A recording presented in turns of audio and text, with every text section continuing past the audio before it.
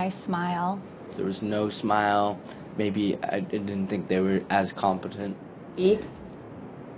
What other expressions influenced the students? I wanted someone that, like I said, looked genuine, didn't look as if they'd been changed in any way. Eye contact. Looks you in the eye. A. E.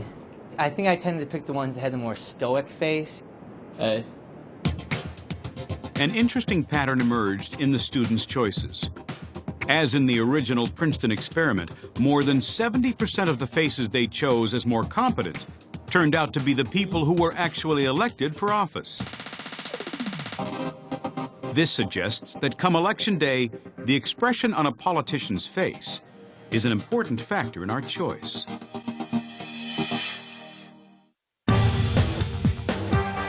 We're hardwired to understand some 3,000 different facial expressions.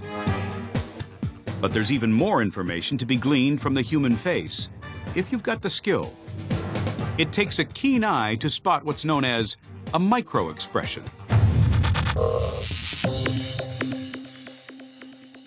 Micro-expressions are the expressions that come out quickly from your emotional state before you have time to think about them. So you might be in the middle of saying something happy, and then your face would suddenly form itself into a very sad face. But just for half a second, and then your face would resume its happiness. Now, these are quite rare, but when you see them, it shows that the person is actually trying to hide something. During his campaign for governor, Arnold Schwarzenegger gave this speech at a rally. And so what I want to say to you is that, yes, that I have behaved badly sometimes.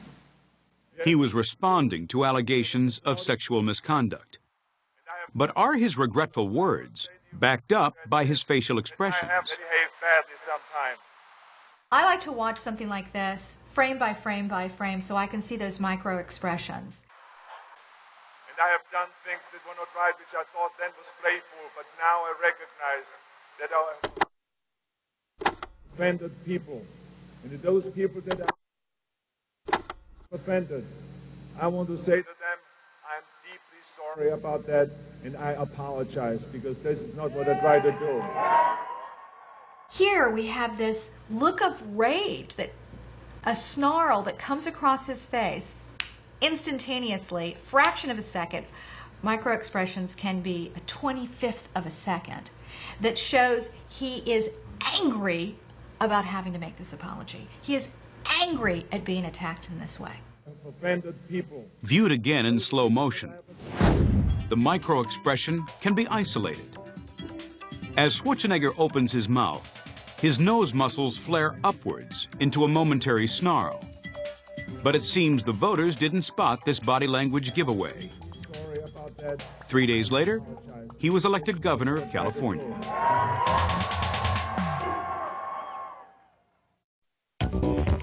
People who are media savvy sometimes think they can pull the wool over our eyes. One, he is qualified. But their faces can still give them away.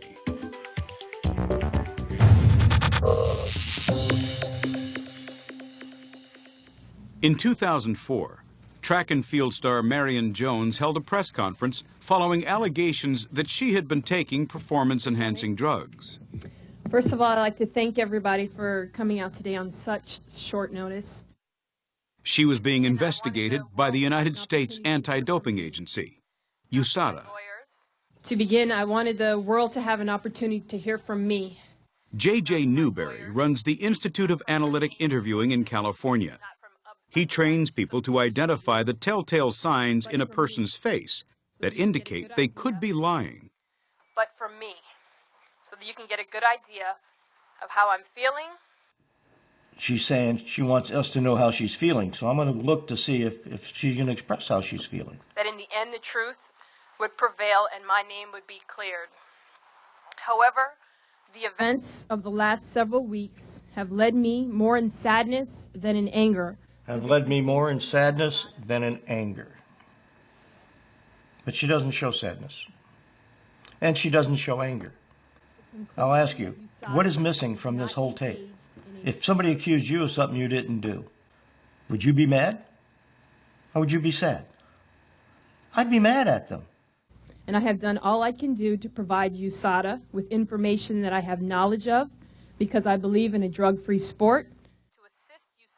As Newberry watches Jones's performance, he's looking for micro-expressions that may conflict with what she was saying and reveal her true emotions. Her eyebrows go up almost into the corner. Because I asked for the meeting. Eyebrows are up and coming together in the corner, almost like a fear. Surprise and fear almost together. Ideally, if she's telling the truth, we'd like to see the brows coming down, because you should be angry. You're being falsely accused of something you didn't do. The brows should come down. I have truthfully answered every question asked of me under oath. There shouldn't be fear and surprise. It might leak out maybe a little bit, but it's nonstop here, the fear and surprise. It's the dominant emotion that is leaking out subconsciously. If they tell the truth, Fear and surprise weren't the only emotions leaking from Jones's face. if the truth is told, then my name will be cleared and I can move on with my life. If the truth can be told, then I can move on with my life. And then immediately she creates this unbelievably sad expression. She looks down. She's got literally a long face. And I can move on with my life. Marion Jones's brief flash of sadness here is a classic example of what experts call a hotspot. My name will be cleared and I can move These are facial expressions that seem to be at odds with what someone is saying, or inconsistent with how they would be expected to behave in a given situation. And that's a point where you have to look for more information. It could mean a lie, but it could mean many different things.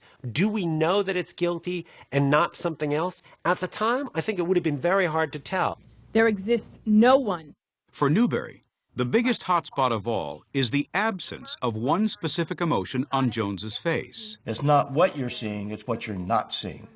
And you're not seeing an anger response. I am not going to engage in USADA's secret kangaroo court. Jones's words were defiant. Her face certainly wasn't. Her body language just didn't go with what she was saying. Hear and evaluate. 3 years later, all that had changed. Here she emerges from court to face the media again, having been found guilty of lying under oath to federal agents. And so it is with a great amount of shame that I stand before you and tell you that I have betrayed your trust. It moves me now to even talk about it. And that's what happens when people are being authentic. You are taken to their level of pain or their level of anger or their level of fear. And here, when she's finally coming clean, you see a more relaxed Marion Jones. And I am responsible fully for my actions. This kind of facial analysis can be applied even to anonymous people catapulted into the media spotlight. I just can't express it enough that we just got to get them home. That's just where they belong, with their mama and daddy. Susan Smith's face was all over national television in late 1994, after she claimed her 2 young sons had been abducted.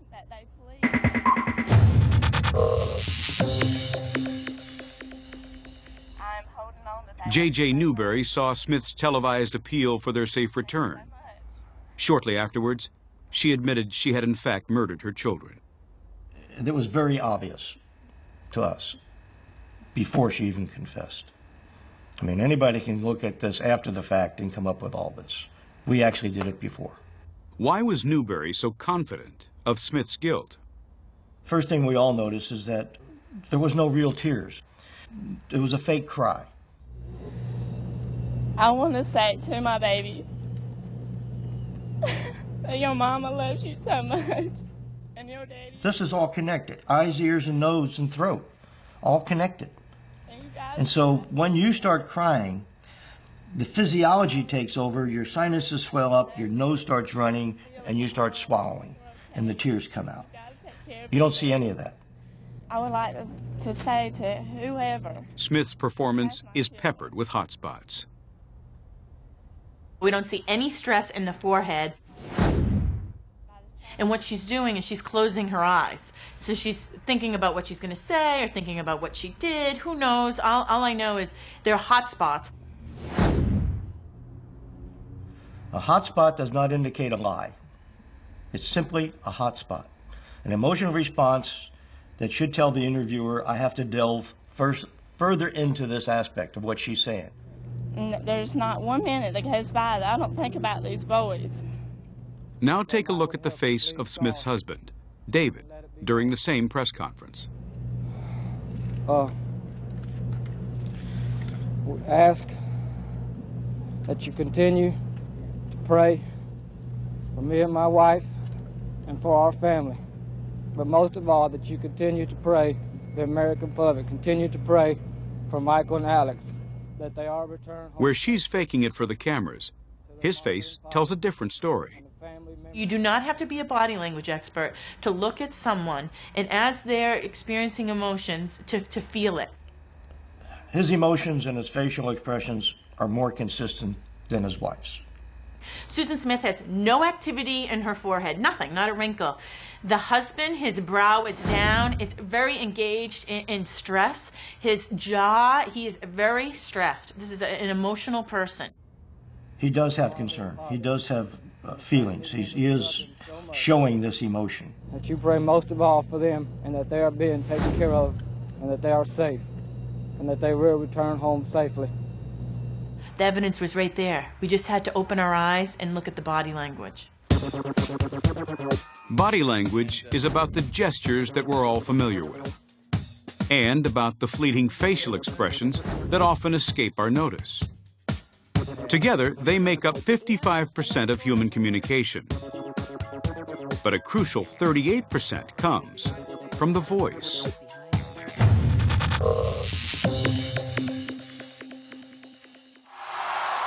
There's its tone and pitch. We have to choose between change and more of the same. Its speed. We have to choose between looking backwards and looking forwards. And rhythm. We have to choose between our future and our past. Barack Obama's voice seems very natural, but most politicians work very hard to achieve a sound that impresses the voters. Body language, and particularly voice tone, have a profound effect on how well you communicate. Normally, as people rise up the rungs, the more noticeable they are, the more likely they'll have coaching. So by the end, most politicians at the very top will have thought about their body language, and especially their voice tone, how deep their voice is, and how modulated and slow it is. Now, I personally think they had ideas, but they were bad ideas. They were bad ideas for America. Female politicians have an additional hurdle to overcome with male voters. Research shows that a woman's voice actually affects the emotional part of a man's brain. So he automatically thinks women are so emotional when they speak. So shame on you, Barack Obama. Former British Prime Minister Margaret Thatcher provides a voice case study for British impressionist Steve Nallon. This is Thatcher in 1960, when she was a new member of Parliament. Oh, very much so. I've done a good deal of other speaking, but speaking in the House of Commons is quite different. It's a unique experience. It really is because of the... What's really interesting about Thatcher here, I mean, she's so young, she's in her early 30s, and for anybody, you know, in their early 30s, your voice is always a lot younger sounding. And it really is very, very high up here. Over the years, that was brought lower because it doesn't sound as good. It sounds patronizing, very, very high. The higher the pitch, the more shrill a voice, the less credibility it's given. In fact, it's perceived very, very negatively. Our voices often become marginally lower in tone as we get older. But Thatcher appears to have given this process a helping hand. Fast forward to the year 1983, and she has just won a second term as Prime Minister. I think we shall have to make up our minds about the cabinet very quickly, because otherwise the press will discuss it all for me. She's learned, as a politician, that that high sound is not going to help get her elected, and that, dare I say it, even husky, sexy voice just might appeal. Evidence can be found, though, that despite Mrs. Thatcher's suspected coaching, open up. We have to move these to open the road. Her natural voice would often reassert itself.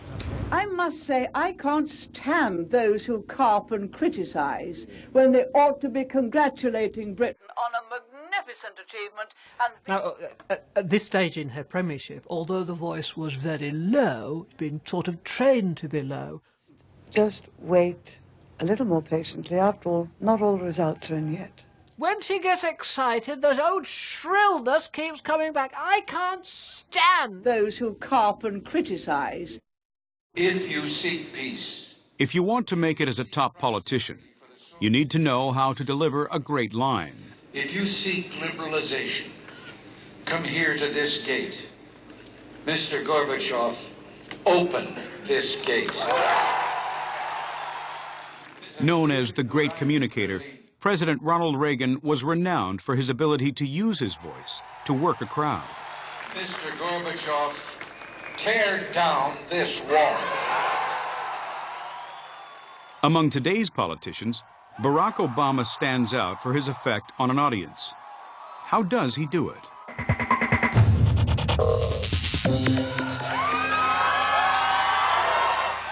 Thank you, Iowa. You know, they said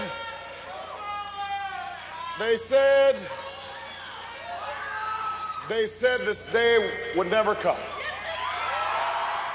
Obama has used his voice to match his body to get gravitas and yet a massive response. The melody within his voice rouses people. They start to join in with the rhythm of the words as they flow, and they believe themselves to be part of it. It's a great trick of oratory. They said our sights were set too high. The cadence and the rhythm are hypnotic. So he actually speaks on a beat. And it's a model of a Baptist preacher. They said this country was too divided. What he's got is an incredible resonance for his voice when he says, they said, and it's almost as if there's reverb on the voice. And he builds the voice up. So he starts down here, then he builds up here, and then he builds up here and has that long, long pause. And then he lets the audience have it. We are one nation. We are one people. And our time for change has come. It's so powerful because what it does is it doesn't really matter what he's saying because his voice tells you what you should be feeling about what he's saying. The words become irrelevant. You might not even remember the word message after he's finished speaking, but boy, did you feel something really, really powerful.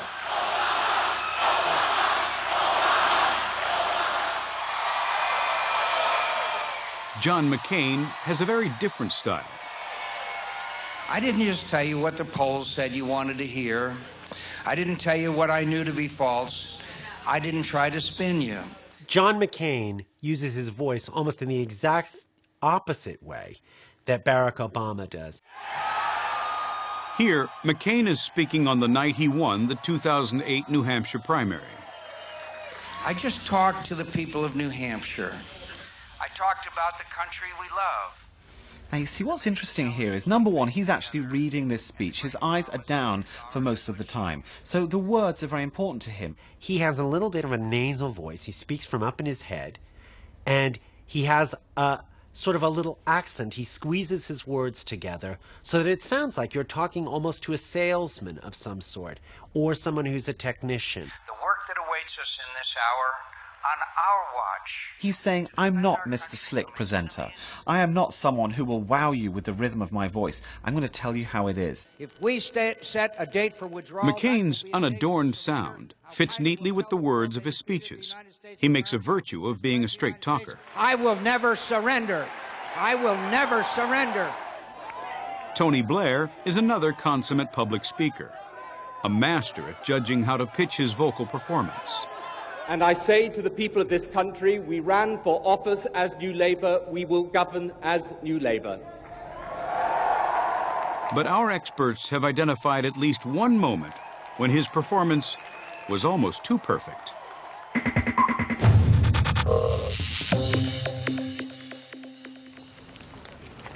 It's the morning of August 31st, 1997. Tony Blair has just received the news of the death of Princess Diana. All eyes are on him. I feel like everyone else in this country today, utterly devastated. Our thoughts and prayers are with Princess Diana's family. Tony Blair, in this particular piece of footage, is fantastically milking the sadness. I mean, there is real sadness in this feature, but Princess Diana's death, I don't think, affected him nearly as much as he's making out here. Normally, he has a very rapid fire delivery, almost sometimes like machine gun fire. And when somebody is being real, if somebody's authentically feeling something, it doesn't vary that dramatically from their normal rate of speech. Blair's delivery here seems studiously slow. In particular, her two sons, the two boys. Our hearts go out to them. So you can hear him often taking long breaths in or out. He's giving it a slightly less powerful voice for sadness. He's using lots of pauses. And you can see him preparing to act. We are today a nation in Britain in a state of shock. And then he makes a statement. So the voice doesn't sound natural. She was the people's princess. And that's how she will stay, how she will remain. And you can see that he also swallows, really big swallows for the sadness as well.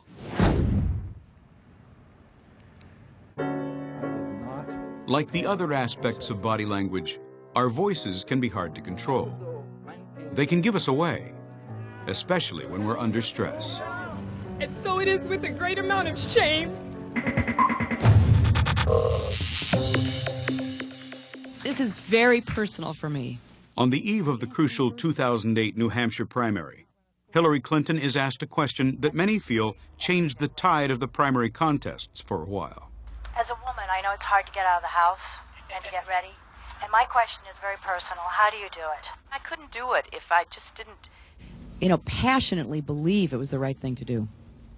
Then suddenly, the tone of Hillary's voice changes. I have so many opportunities from this country.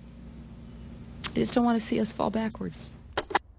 Many commentators believed that this moment helped swing the vote in her favor. But was it real or fake emotion coming out in her voice? This is very personal for me. It's not just political, it's not just public. I see what's happening, and we have to reverse it. And some people think elections are a game. They think it's like who's up or who's down. It's about our country. It's about our kids' futures. And it's really about all of us together.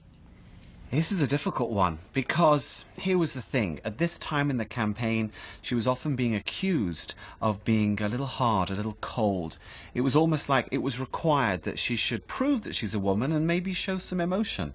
And some people think elections are a game. They think it's like who's up or who's down. Her voice gets quiet, and it even starts to crack on the word elections. She starts to actually have her voice fall apart. If you just listen to her voice, you can hear it crack and break up as she's speaking. A lot of politicians have practiced and gotten that down pat. In this case, you can hear it's real. Others are not so sure. It's about our country. It's about our kids' futures. If I was being cynical and I had coached Hillary to cry at some stage, that'd be the moment to do it. Body language works as a package. Gestures, facial expressions, and the sound of the voice. But what if we take away the visual clues? How good are we then at decoding the secret messages of the human voice? We devised an experiment to find out.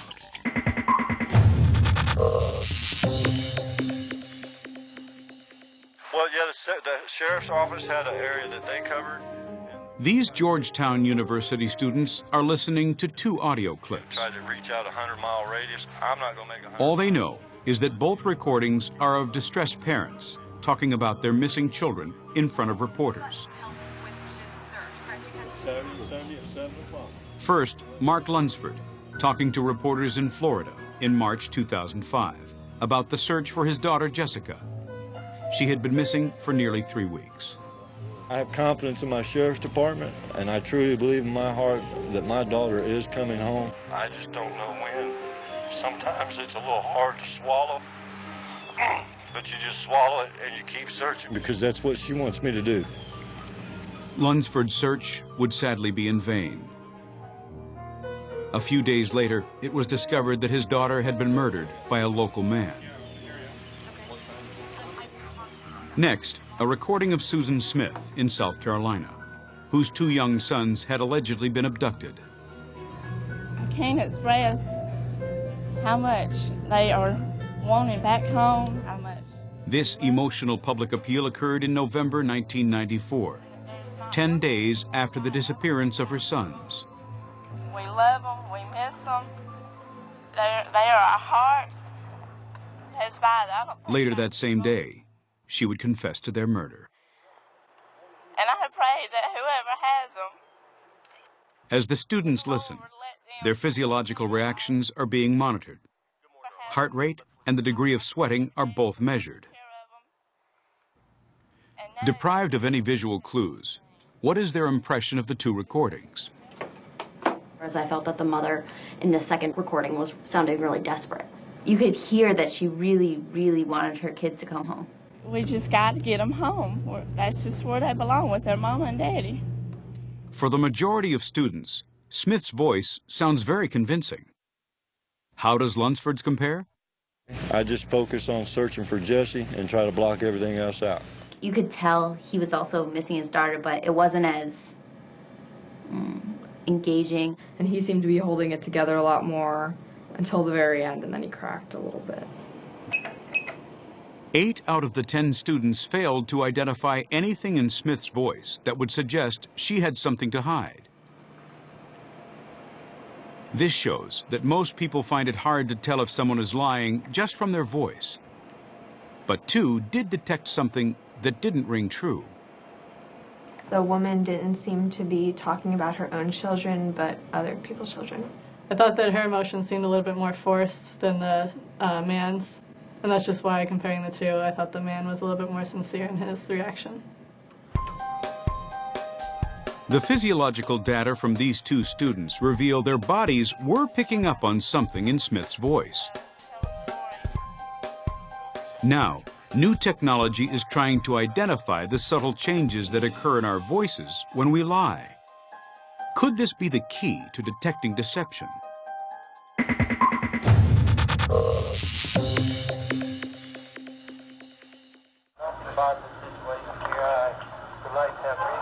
It's now possible to analyze a voice recording with some scientific precision.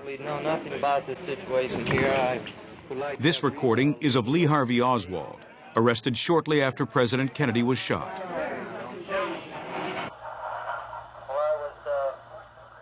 Lynn Robbins, CEO of Voice Analysis Technologies, is assessing Oswald's voice with an investigative tool used by over 70 different law enforcement and federal agencies. It's called Layered Voice Analysis, LVA. The brain communicates with the human voice box. It's not something you can control. With this technology, it's difficult to learn how to beat it. You would never be able to learn how to beat it, to be honest with you. I really don't know what the situation is about. Nobody has told me anything. As we speak and think about what we're saying, our brain is sending messages to our voice box, which constantly varies the sound our voices produce. Layered voice analysis evaluates these subtle audio variations and labels them in different categories of emotional mental activity, such as inaccuracy or probable false. I positively know nothing about this situation here. I would like to have legal